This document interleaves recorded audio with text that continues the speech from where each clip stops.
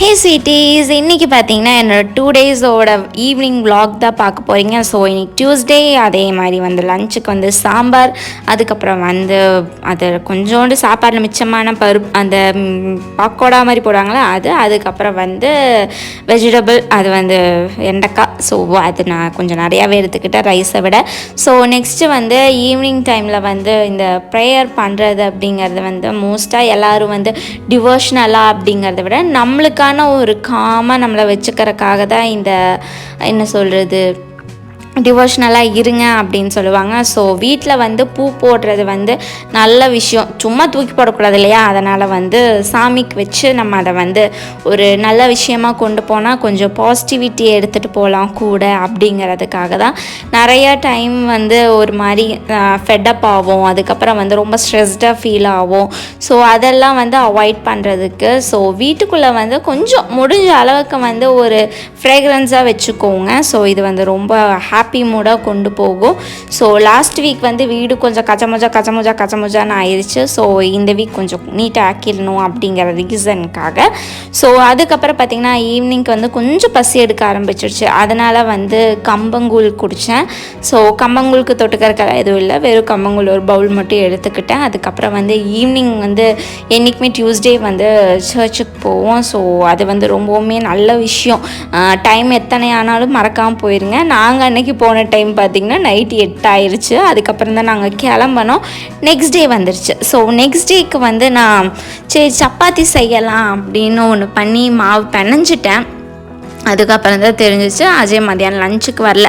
So அதனால் வந்து அந்த மாவை வந்து எடுத்து வச்சு மார்னிங்காக வந்து ஒரு 2 சப்பாத்தியை சுட்டு அதை நான் சாப்பிட்டுக்கிட்டேன். அன்றைக்கான அவுட்ஃபிட் இது தான். புதுசாக நான் எடுத்திருந்தேன், எனக்கு ரொம்பவுமே பிடிச்சிருந்துச்சி. ஒரு ப்ளூ கலரில் வந்து காஃபி கப்பு, அதுக்கப்புறம் வந்து ஹார்ட் போட்டு ஒயிட்டில் அந்த மாதிரியான ஒரு பேண்ட்டு, டாப் வந்து கூல் அப்படின்னு போட்டு ஒரு பிங்க் கலரில் டாப்பு. ஸோ இது கொஞ்சம் எனக்கு வந்து டைட்டாக இருந்த மாதிரி ஃபீல் ஆச்சு. பட் எனக்கு இதோட குவாலிட்டி வந்து ரொம்பவுமே பிடிச்சிச்சு. வாஷ் பண்ணதுக்கப்புறம் தான் தெரியும். ஸோ நெக்ஸ்ட்டு பார்த்திங்கன்னா என்னோடய செடியெல்லாம் வந்து கொஞ்சம் காஞ்சே போச்சு. ஸோ கொஞ்சம் இல்லை, ரொம்பவுமே காஞ்சு போச்சு. அதே சமயம் வந்து எனக்கு கொஞ்சம் வெத்தலை செடியும் கிடச்சிச்சு. சரி அதையும் வச்சிடலாம் அப்படிங்கிறதுக்காக பெரிய சட்டியில் இருந்துச்சு இந்த மணி பிளான்ட்டு 2. ஸோ அதை நான் ரிமூவ் பண்ணிவிட்டு அந்த பெரிய சட்டியில் வந்து இந்த வெத்தலை செடின்னு சொல்லுவாங்களே, வெத்தலை செடி, பிட்டில் ஃப்ளவர், அது வந்து போட்டேன். ஸோ அது வந்து நிறைய பேர் வீட்டில் வளர்த்தலாம்பாங்க, சில பேர் வளர்த்தக்கூடாது அப்படிம்பாங்க. ஸோ எனக்கு அதிலெல்லாம் வந்து கொஞ்சம் நம்பிக்கை கம்மி. செடி வளர்த்துறதுல என்னடா இருக்குது அப்படிங்கிற மாதிரி தான் யோசிப்பேன். ஸோ அன்றைக்கி வந்து நான் செடியை கொஞ்சம் மெயின்டைன் பண்ணலாம் அப்படின்ட்டு ஸோ அதை நான் வச்சேன். அதுக்கப்புறம் வந்து பேலன்ஸ் இருக்கிற சட்டியில் வந்து மணி பிளான்ட்டை நான் செட் பண்ணிக்கிட்டேன். இந்த மாதிரி ஒர்க் பண்ணுறப்போ வந்து முடிஞ்ச அளவுக்கு வெயில் இல்லாத டைமில் பண்ணிங்க அப்படின்னா கொஞ்சம் ரிலாக்ஸிங்காக காமாக உங்களை வச்சுக்கிறதுக்கு அதனால் யூஸ் ஆகும். ஸோ வெயில் இருக்க மாதிரி பண்ணிங்க அப்படின்னா நம்மளுக்கு அந்த இருக்கிற ஸ்வெட்லேயே வந்து நம்ம ஓவராக ஒரு ப்ரெஷருக்குள்ளே போயிட்டு ஐயோ இது என்னதுடா இது அப்படிங்கிற மாதிரி இருக்கும். ஸோ நான் இதை வந்து பிரித்து தான் பண்ணேன்.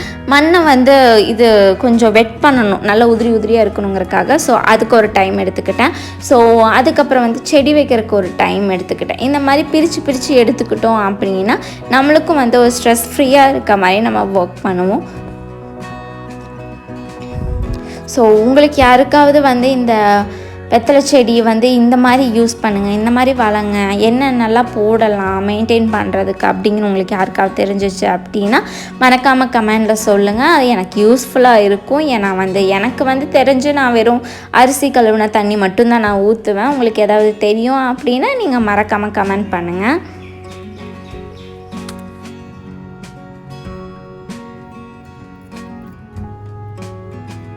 அதே மாதிரி நம்ம ஸ்ட்ரெஸ்ஸாக இருக்கும் அப்படிங்கிற ஒர்க் வந்து ரொம்ப கஷ்டமாக இருக்குது அப்படின்னு ஃபீல் பண்ணாமல் இருக்கிறதுக்காக பாட்டு போட்டுட்டு அப்படியே ஒரு ஜாலியாக வந்து வைப் பண்ணிக்கிட்டே நம்ம ஒர்க்கு பண்ணோம் அப்படின்னா எல்லாமே கொஞ்சம் ஈஸியாக முடிகிற மாதிரி இருக்கும்.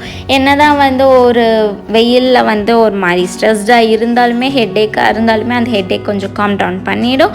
ஸோ அதை வந்து பாட்டு போட்டே அந்த மாதிரி நான் கொஞ்சம் போயிட்டு இருக்கேன். ஸோ உங்களுக்கும் அது கண்டிப்பாக ஹெல்ப் பண்ணும். நெக்ஸ்ட்டு வந்து குட்டியாக இருக்கிற சட்டியில் வந்து மணி பிளான்ட் வச்சேன் அப்படின்னு சொன்னேன் பார்த்தீங்களா. ஸோ அதில் வந்து என்கிட்ட 4 இருந்துச்சு. ஸோ அதை 4யுமே பிரிச்சுட்டு எதில் வந்து லீஃப் ஜாஸ்தியாக இருக்கிறது ஒன்று, அதுக்கப்புறம் லீஃப் கம்மியாக இருக்க மாதிரி ஒன்று, அந்த மாதிரி 2 வச்சு பிரித்து நான் வந்து செட் பண்ணிக்கிட்டேன். ஏன்னா வந்து அது ரொம்பவுமே வந்து என்ன சொல்கிறது, ஒன்று வளர்கிறதுக்கு இன்னொன்று ஹெல்ப் பண்ணுற மாதிரி ரூட்ஸ் நல்லா பேஸாக இருக்கும். அதனால் வந்து ஒன்று வந்து நல்லா இருக்க மாதிரி, இன்னொன்று வந்து கொஞ்சம் டல்லாக இருக்க மாதிரி இருக்கிறதா பார்த்து நான் வந்து அதை வச்சுக்கிட்டேன். ஸோ இதுக்குமே வந்து எக்ஸ்ட்ராவாக வந்து வாட்டரை விட ரைஸ் வாட்டர் தான் நான் யூஸ் பண்ணுவேன். அதே மாதிரி வந்து இதுக்கு ப்ரொடெக்ட் பண்ணுறதுக்கு அப்படின்னு எனக்கு எதுவும் தெரியல. உங்களுக்கு தெரிஞ்சிச்சு அப்படின்னா கண்டிப்பாக சொல்லுங்கள். Take care, by.